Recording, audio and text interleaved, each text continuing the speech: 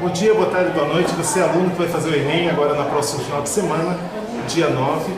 Sou o professor Alceu Pereira Filho, professor do Colégio Estadual Amintas e Barros, da cidade de Pinhais, que juntamente com o professor Paulo estamos preparando esse aulão de véspera, onde faremos as correções das provas do Enem dos anos de 2010, 11, 12 e 13, como preparatório para essa próxima prova.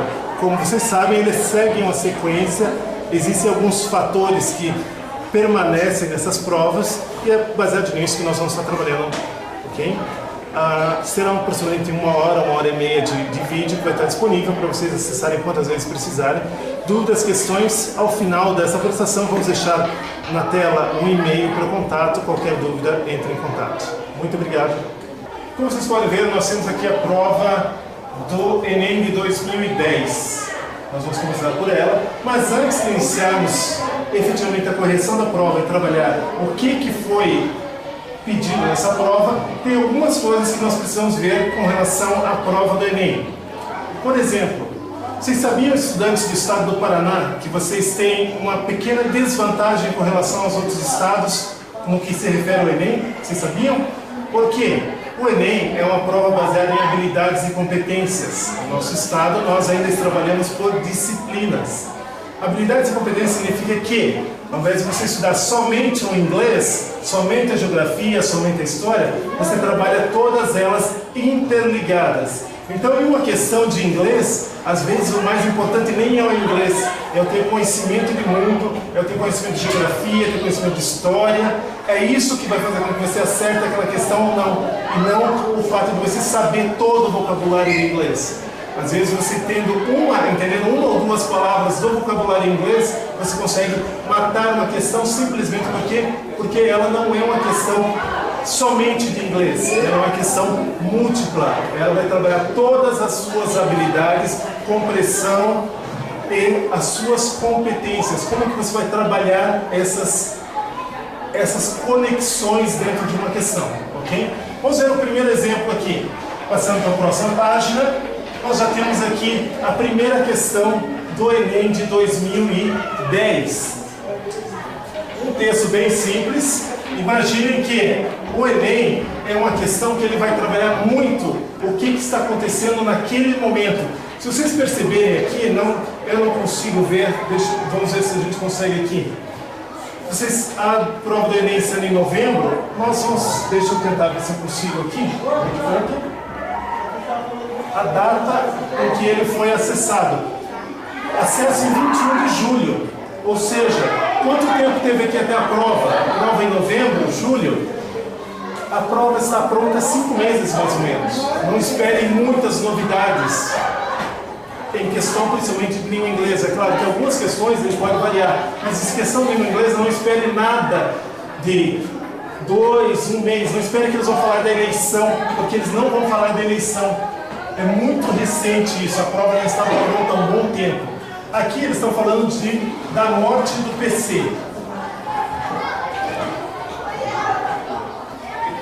Travou. Tá aqui. A morte do PC. Título simples, palavras que você já conhece. Lembrem-se, o que nós devemos lembrar quando nós estamos trabalhando uma prova de inglês? Nós vamos fazer primeiro aquele levantamento das palavras parecidas com o inglês.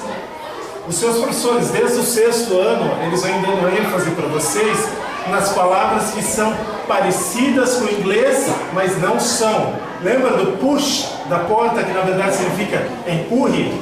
Isso são chamados falsos cognatos, aquelas palavras que parecem, mas não são.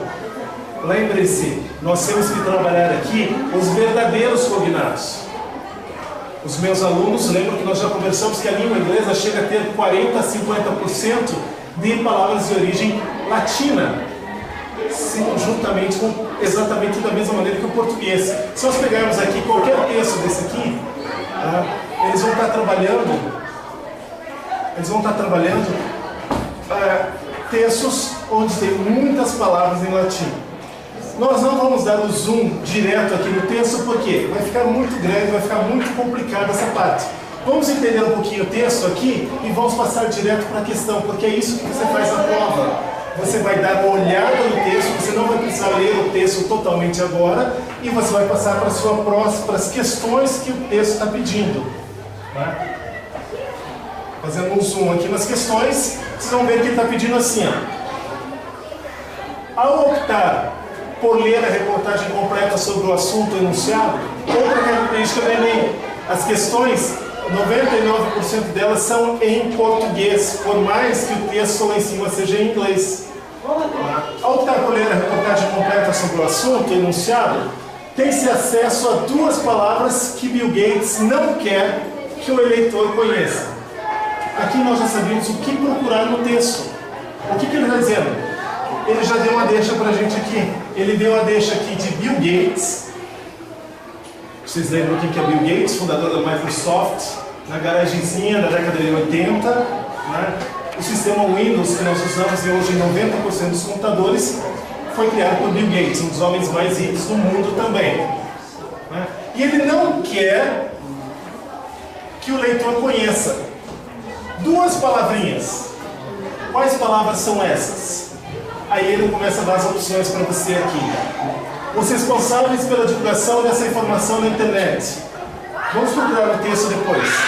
As marcas mais importantes microcomputadores do mercado. Nomes dos americanos que inventaram a suposta tecnologia. Os sites da internet pelos quais o produto já pode ser conhecido. Empresas que levam vantagem por serem suas concorrentes. Vamos voltar lá no texto?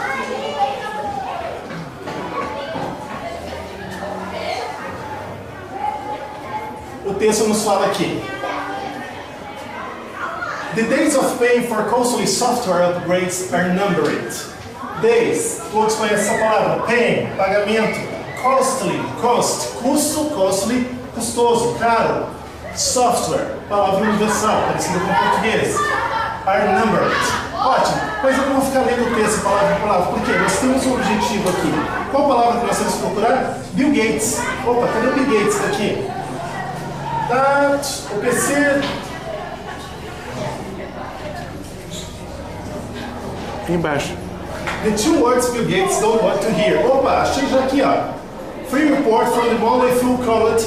Então, essa reportagem inteira já fala as duas palavras que Bill Gates não quer saber. Quais são essas duas palavras? Ele fala aqui que ele não está falando de nenhum gigante da computação. Ele está falando que duas companhias tiveram um grande huge head start.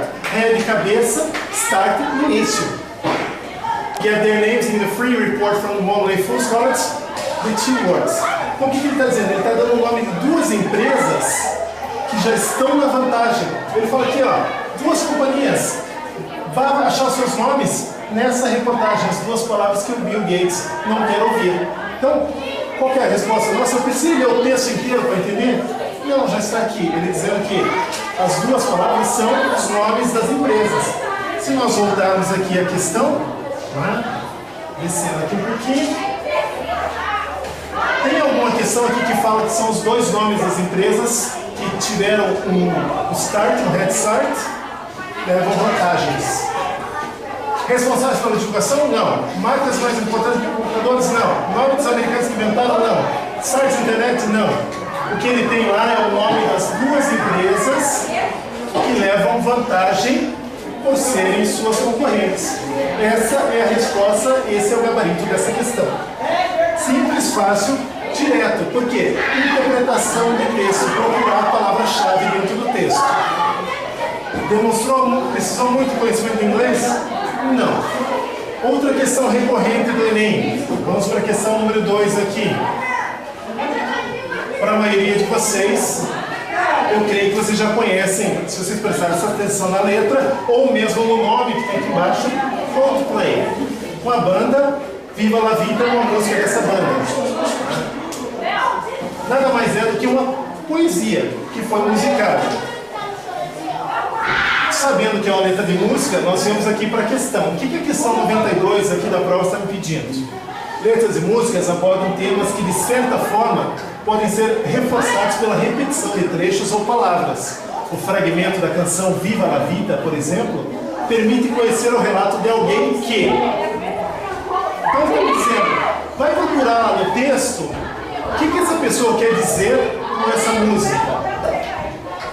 Ele está dizendo que essa música é um relato em primeira pessoa. É alguém dizendo alguma coisa para você. O que essa pessoa quer dizer? Costumava ter ao mundo seus pés e de repente se viu sem nada. Almeja o título de rei e por ele tem enfrentado inúmeros inimigos. Causa pouco temor aos seus inimigos, embora tenha muito poder. Limpava as ruas e com seu esforço tornou-se rei de seu povo. Tinha a chave para todos os castelos no qual desejava morar. Vamos ver aqui algumas palavrinhas-chave no texto. Nós vamos encontrar a palavra chave, nós vamos achar a palavra castelo. Conhecendo que isso aqui é em primeira pessoa, I used to rule the world. Lembra da palavra rule? Significa mandar. Eu costumava mandar no mundo. Os mares iriam se erguer quando eu falasse. Agora é de manhã e eu durmo sozinho, varrendo as ruas que eu costumava possuir, que eu costumava ser dono. O que parece isso para você? Eu tenho que continuar a ler o texto? Ou esse primeiro parágrafo que já me deu a resposta que eu preciso? Que tipo de pessoa que você diria que escreveria algo desse tipo? Quais são as nossas opções lá? Ele é alguém que costumava ter no mundo aos seus pés e de repente se viu sem nada? Lembra que ele fala? Os mares iriam se erguer se eu falasse. Essa é a resposta. Em nenhum momento ele fala que ele desejava ser o rei. Ele era o rei. Isso é o relato de alguém que era o rei. Ele fala, eu estou varrendo hoje as ruas que eu costumava possuir, que eram minhas. Ele perdeu totalmente o poder dele. E novamente, não precisamos ler o texto todo para compreender o final dessa frase. Vamos ver o final aqui, só para comprovar. I used to roll the dice, feel the fear in my enemy's eyes. Listen as the crown would sink, now the old king is dead, long life the king. Eu costumava rolar os dados, sentir o medo nos olhos dos meus inimigos. Ouvir enquanto a multidão iria cantar, agora que o velho rei está morto, longa vida ao rei. Um minuto eu tinha a chave, nos próximos as portas, as paredes estavam fechando sem mim. E eu descobri que todos os meus castelos ficavam sob pilares de sal e pilares de areia. Essa é a música Viva la Vida do Coldplay, Enem 2010. Ou seja, nós vimos que esses dois parágrafos aqui, só para confundir você. Ele fala aqui castelo, ele fala chave, são palavrinhas que estão nas questões lá, mas a nossa resposta mesmo está aqui logo no primeiro parágrafo. Ok? Passando à próxima questão. Eu estou falando um pouco rápido, porque senão o nosso vídeo vai ficar muito longo aqui.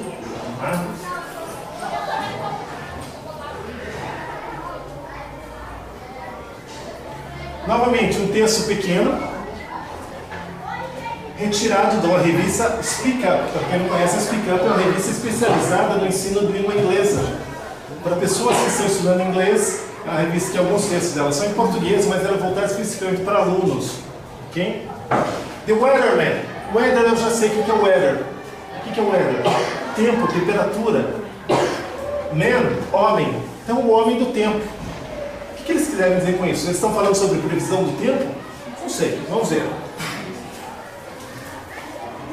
Vamos pular para a pergunta antes de lermos os textos. Ao conversar sobre a previsão do tempo, o texto mostra o quê? O aborrecimento do cidadão britânico ao falar sobre banalidades. Vocês sabem que nós brasileiros, nós curitibanos principalmente, a maneira mais simples que você tem de chegar em alguém, nossa, que tempo ruim, hoje calor, né? Frio, não, tá vendo aquelas nuvens? É muito comum em algumas sociedades você ter isso, você usar o tempo como uma forma de se aproximar das pessoas. Da mesma maneira, os cidadãos britânicos. Vamos ver o que eles falam aqui. Aborrecimento do cidadão britânico ao falar sobre banalidades. Falta de ter o que falar em situações de avaliação de língua. Opa, avaliação de língua. Será que isso tem alguma coisa a ver com tempo? Não sei, vamos ver lá. A importância de se entender sobre meteorologia para falar inglês. Pessoal, eu não preciso nem saber falar inglês para saber que essa resposta aqui está totalmente errada. Eu não preciso saber nada de meteorologia para saber falar inglês. Certo? Diferenças e particularidades culturais no uso de uma língua. Ele está falando aqui sobre previsão do tempo. Conflito entre diferentes ideias e opiniões ao se comunicar em inglês. Ele está dando muita ênfase à questão de comunicação em língua inglesa. Vamos ver se isso tem alguma coisa a ver com o texto ou é só uma pegadinha para tirar você do tema. They say that the British love talking about the weather. Aqui, aquela afirmação que eu fiz, que as pessoas gostam de conversar sobre o tempo como um starter, como um início para a conversa.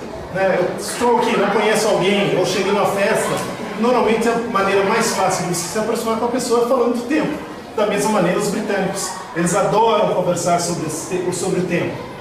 For other nationalities, this can be a banal and boring subject. Aqui, lembra que eu falei para vocês? Vamos ver palavrinhas parecidas com o português? Nationalities, banal, subject, assunto, subject, banal, nacionalidades, palavrinhas parecidas com o português.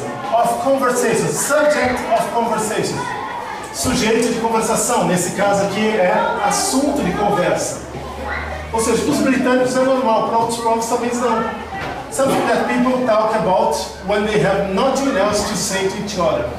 É alguma coisa que as pessoas conversam entre elas quando elas não têm mais nada a dizer para os outros. É aquela situação que eu disse para você. É como você vai começar. Está no elevador com aquela pessoa, ao invés de ficar um olhando para a cara do outro, conversa sobre a temperatura. That, at least, is the opinion of Barry Gummett, press officer of the Met Office located in Exeter, a pretty cathedral city in southeast of England. Here, employees and computers supply weather forecasts for much of the world. Então, nós temos aqui um texto que fala simplesmente sobre o quê?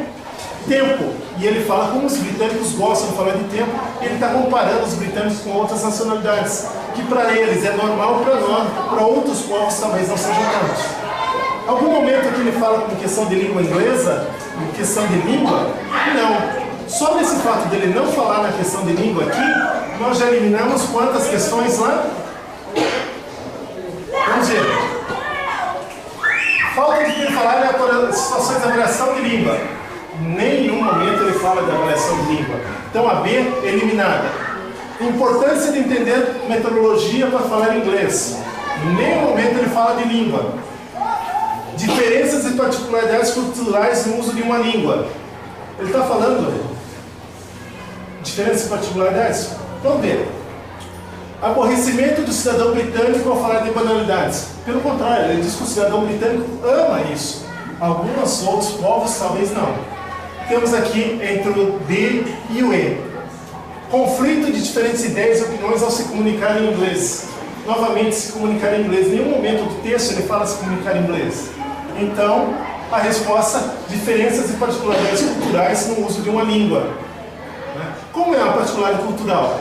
Para nós falarmos sobre determinado assunto é ok, para outros povos, nem tanto. Certo? Então, nós temos a nossa resposta aqui, a questão D. Ok? Vamos para a próxima questão. 100%. Próxima página. Esse assunto aqui, lembra que eu falei no início para vocês com questão de multicultural, a frase ser habilidades e competências? Pois é, aqui você precisa de todas as competências para entender esse gráfico. Se você já estudou esses assuntos, as metas do milênio, você já viu em alguns terminais de ônibus, postos de saúde, isso aqui em português. Isso é atualidades, você já viu isso em português em vários lugares. E o que ele está perguntando aqui? Ele mostrou para vocês esse gráfico, que são os goals do milênio, os objetivos do milênio, e a pergunta que ele faz é essa aqui. Vamos lá? Zoom. Travou.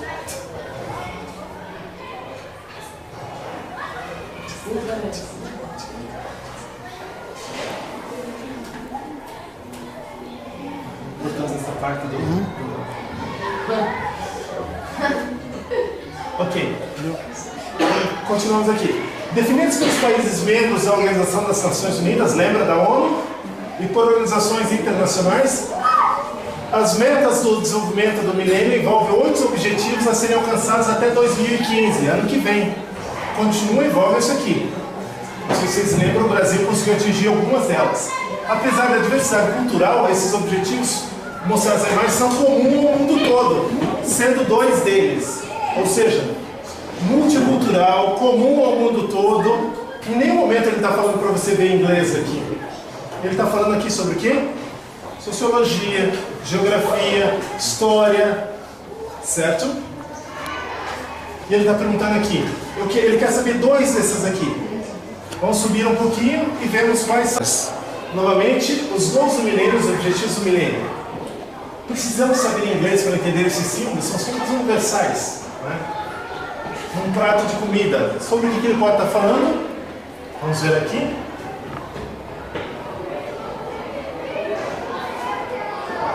Erradicar a extrema pobreza e a fome. Eradicate extreme poverty and hunger. Aqui eu tenho 2 palavras que me dão uma forcinha se eu quiser saber o texto. Eu tenho a palavra eradicate e eu tenho a palavra extreme. Poverty. Parecida também com o português. Pobreza. Vamos lá. Achieve universal primary education. Promote gender equality and empower women. Nós sabemos que isso aqui é o símbolo internacional do feminino. Símbolo da educação. O que você lembra quando você é uma mocinha? Criança. Reduce child mortality. Reduce mortality. Reduzir a mortalidade de quem? Da criança. Child. Improve maternal health. Improve, melhorar. Maternal, da mãe. Health, saúde. Combat HIV, AIDS, malaria and other disease. Parecido com o português, combate AIDS, malária. Não preciso nem saber o resto, né? Outras doenças. Ensure environment sustainability. Garantir uma sustentabilidade ambiental. Todos nós já ouvimos falar disso N vezes. Global Partnership for Development. Development, global, palavra parecida com português. Partnership, talvez não. Development. Uma parceria global para o desenvolvimento. Quais são as perguntas que nós temos aqui? Ele está pedindo, dizendo que ele quer 2 dessas questões ali. E nós teríamos aqui: combate à AIDS e a melhoria do ensino universitário. Seria isso? Em algum momento lá ele fala ensino universitário? Não. Se você olhar na sua prova aí agora, do Enem 2010, você baixou da internet já para acompanhar a aula, você vai ver que ele fala de melhoria do ensino. Qual? Vamos descer um pouquinho, diminuir um pouco o zoom, para que nós possamos ter os 2 na mesma tela aqui. Então ele vai ter aqui, ó, Achieve Universal Primary Education. Em nenhum momento ele fala de ensino universitário. Vamos para o próximo. Redução da mortalidade adulta. Você precisa saber inglês para saber que não tem no objetivo dos milênios redução da mortalidade adulta. Lembra aqui? Criança. Promoção da igualdade de gêneros e erradicação da pobreza. Opa! Promote gender equality. Eradicate extreme poverty. Achamos a nossa resposta. Promoção da igualdade de gêneros e erradicação da pobreza. Na verdade aqui é promover a igualdade de gênero e dar poder à mulher. Né? Empower women. Erradicar a extrema pobreza e a fome. Já temos nossa resposta, sabemos que a resposta aqui é a C. Vamos ver a D, porque aquela não é. Parceria global para o desenvolvimento e valorização das crianças. Não. Parceria global para o desenvolvimento temos aqui, mas aqui é valorização da mulher. Garantia de sustentabilidade ambiental. Opa, está aqui. Combate ao trabalho infantil. Não, em nenhum momento nesses quadros aqui apareceu a questão do trabalho infantil. Só isso já elimina essa questão. Novamente, por eliminação, por palavras parecidas com o português, entendendo as imagens, ou seja, se você viu esse aqui já em um posto de saúde, em algum lugar que está bem divulgado em português, você não precisa nem ler o inglês para saber a questão. Próxima questão, questão 95, onde com ela nós vamos encerrar aqui as nossas atividades da prova de 2010 do Enem. Postcard padrão, né? Trade postcard with us. Be sure to include a postcard stamp or we cannot return postcard. Ótimo. Aqui, se você entendeu bem, se você leu a pergunta já, você já sabe que aqui está a resposta para você. Aqui ele fala assim, ele tem um pequeno texto.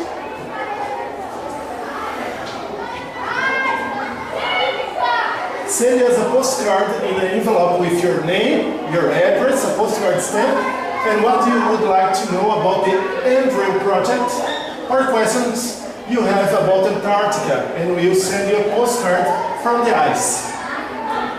Aqui tem o endereço deles, e aqui ao lado nós teremos as questões para essa prova aqui. Zoom, diminuir um pouco.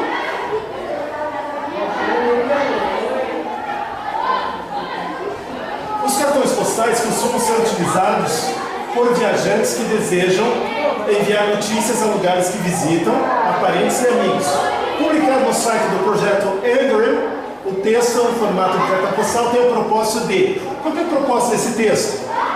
Lembra que eu falei para você que você não precisa ler o texto todo? Aqui em cima já está escrito? Comunicar o endereço da nova sede do projeto nos Estados Unidos? Não, em nenhum momento eles falam aqui de comunicando o novo endereço da nossa sede. Convidar colecionadores de cartão, tem a palavra colecionadores ou collectors, alguma coisa ali? Não. Anunciar uma nova coleção de selos para ganhar fundos. Em nenhum momento eles falam uma questão funds, lembra a palavra funds em inglês? Fundos. Divulgar às pessoas a possibilidade de receber um cartão postal da Antártica. Opa, se eu mandar um cartão para lá, be sure to include a postcard stamp or we cannot return the postcard. Ou seja, ele está dizendo para você, se você mandar para a gente aqui um cartão e um envelope, dentro desse envelope tiver lá um selo, você vai receber aqui, ó, postcard to you from the ice. Então ele está lhe dando a possibilidade de você receber um cartão postal lá da Antártica. Não da cerveja, do continente. Solicitar que as pessoas visitem site mencionado no projeto com maior frequência. Não, nós podemos verificar aqui que inclusive não existe um site nesse anúncio que eles fizeram. Por eliminação, a última aqui já teria fora, eu estaria trabalhando aqui 25% cada questão. E novamente, por eliminação e por observar o que consta desse exercício todo, nós conseguimos chegar à resposta correta aqui. Podemos ver aqui, então, por processo de eliminação, que a questão certa é a questão D. Por quê? Divulgar às pessoas a possibilidade de receber um cartão postal da Antártica. Está aqui, ó, o último parágrafo. We will send you a postcard to you from the ice. Nós mandaremos para você um cartão postal do gelo, Antártica. Aqui. Não é cerveja, viu? É continente. Isso aí, pessoal. Finalizamos agora nosso Enem 2010, a correção. Aguardem os próximos momentos. Nós vamos ter 2011, 12 e 13 também com as correções dessa maneira. Muito obrigado. Tenham um bom dia, boa tarde e boa noite. Tchau.